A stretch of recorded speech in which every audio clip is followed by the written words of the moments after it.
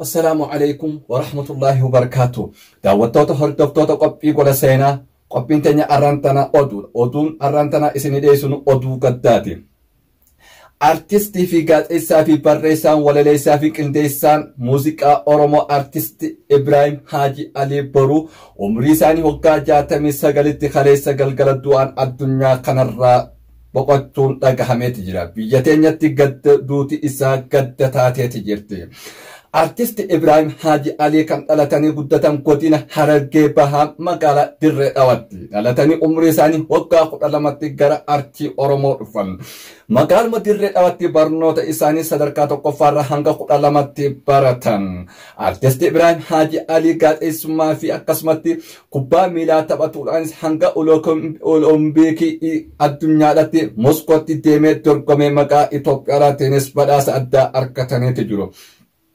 Artist Ibrahim Haji Ali Boruu gaazexeessaa fi barreessaan walaleessaa fi barsiisaan seenaa Oromoodhaa fi bu'uureessaan baandii afran qalloo hanga guyyaa du'aatti gama foddaalee miidiyaa fi gama miidiyaalee adda addaatiif waltajjii adda addaa irratti seenaa Oromoo barsiisuudhaa fi guddina artii Oromootii fi qulqullina afaan Oromoo irrattis nama hojjechaa turani.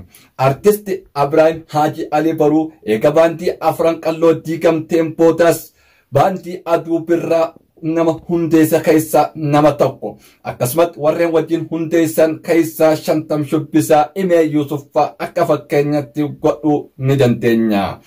Artist Ibrahim Haji Ali artistoota Oromoo gurguddoo arra lubbuudhaan jiran kan inni walaloo fi yadaloo fi ogummaa muuziqaatiin deeggaree gama artiidhaatiif gama miidiyaa hin fidin hin jiru.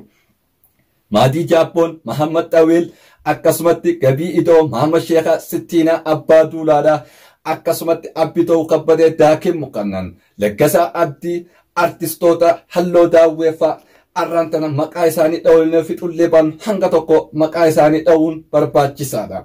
Namni kun umrii isaanii hanga guyyaa du'aatti nama Oromoof hojjetanii arrantana lubbuun addunyaa tanarraa darban.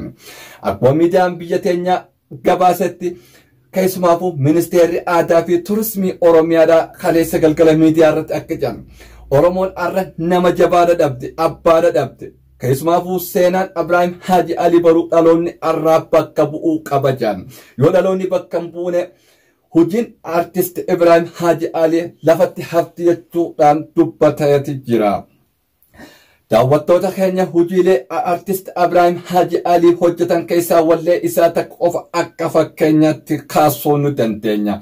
Askootu asiin jira Harargee Dirree walakkaan jira. Askootu asiin jira Habroo walakkaan jira. Kana malee waa malee hin jenne yeroo sanitti wareegamu elamoo qilxuu booda asiis Harargeedhaas Habroodhaas Dirree Dhawaadhaas qabsoon teenya bakkayyuu eegalte jechuudhaan dhaamsa yeroo sanitti nama dabarse. Waggaa 5 arraan dura artist Ibrahim Haji Ali Boruu akkana jedhanii miidiyaa irratti ibsan. Kana qofaa miti sabni gabroomee walii galaa diina hin sodaatina mataa gubbaa qaqqalaa lafxanyaa hin sodaatina mataa gubbaa qaqqalaa. Ali Shabbootii fi akkasumas Turee Leencoo fa'aa wajjinis nama godina Harargee keessa magaalota garagaraa deemanii ummata gara qabsootti dammaqsuu keessatti artist Ibrahim Haji Ali nama shoora guddaa taphate. Kana qofaa miti Harargee irraa kaanii hanga Wallaggaa irraa Shawaadhaan hanga Baaleetti Oromiyaa guutuu keessa bakki inni hin naanna'in hin jiru.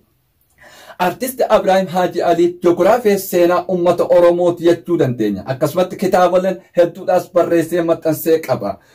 Muuziqaa Oromoodhaa albama hedduudhaas maxxansee hawaasa biraanis gahee jira.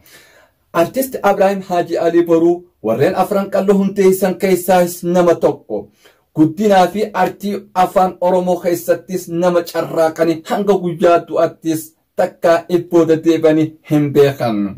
Garuu duuti isaa kun ummata Oromoo qofa odoo hin tahin biyyoota ollaattis duuti isaatun gadda taateeti jirti. Keessumaafuu Suudaan, Somaaliyaa, Jabuutiidhattis miidiyaaleen biyyoota kana hundaa'u du'a artist Ibrahim Haji Ali Boruu tamsaasaniiti jiru. Artist Ibrahim Haji Aliidhaa hundeessaa fi bu'uureessaan baandii afran qalloo taphataan kubbaa miilaa hanga guyyaa du'aatti biyya isaatiif waan gaarii hojjetanii dabran kana seenaa isaa dhaloonni arraan tana lafa kaa'u bakka bu'uu qaba. Akkasumatti firoottan isaatii fi miseensota baandii afran qalloo hundaanuu jajjabinaa fi obsa isiniif hawwina. Isaafis jannatal firdoosi rabbiin haa kennuufi jennee rahmata kadhanna.